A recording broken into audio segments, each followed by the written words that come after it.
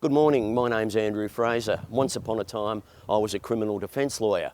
One of my best clients was Dennis Bruce Allen, alias Mr Death. Dennis lived at 37 Stevenson Street, right here.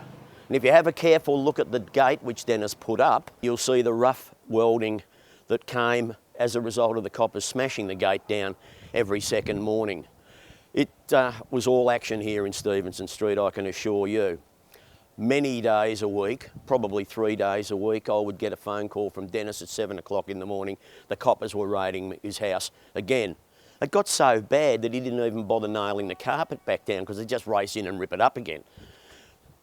Right here in the middle of Stevenson Street, one day I arrived to pick Dennis up to go to court because if you didn't pick him up he wouldn't get there.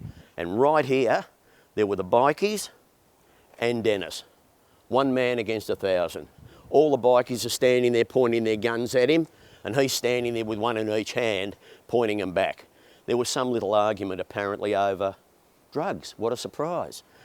And it wasn't long after that that they found Anton Kenny, one of the Hells Angels, with his legs chopped off in a 44-gallon drum down in the Yarra River not far from here. It didn't take too much guessing to put two and two together as to who might have been guilty of that. It turns out that it was Dennis and his brother Victor Pearce who had taken the bloke's legs off with a chainsaw, got his trunk in the barrel and stuck his legs feet first into the barrel so his feet were up next to his ears when the coppers cut the barrel open. Pretty gory stuff. Dennis used to own all 4 of these houses in this terrace. Dennis lived in 37 and he owned 39 and 41. One night as I was getting ready to leave, he said, "Hang on, I'll be back in a sec."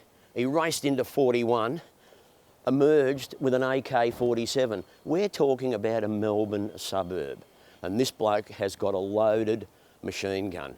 He said, and I'll leave the word out, are watching me, and he pointed to the Rosella factory.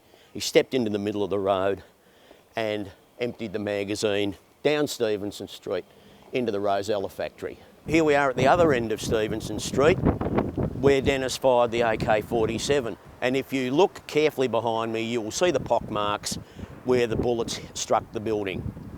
Dennis was right. He thought there were police watching from the Rosella factory. In fact, they were. And apparently it caused a fair bit of consternation when the AK-47 bullets started splattering around the building. Within a few minutes, the coppers were there at Stevenson Street. And guess what? No gun was ever found. Now, Dennis always had somebody hanging around the back door. The idea of that was apparently that if something like this took place, he'd race down the hall, give the gun to the bloke who'd be over the back fence and into the railway line quick as a flash. No gun was ever found. Here we are out the front of the Cherry Tree Hotel, opposite the Rosella factory where Dennis emptied the AK-47 and at the end of Stevenson Street where he lived.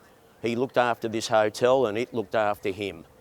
I later found out that he stored his drugs and his guns in the safe of the hotel of a former publican, nothing to do with the current owners.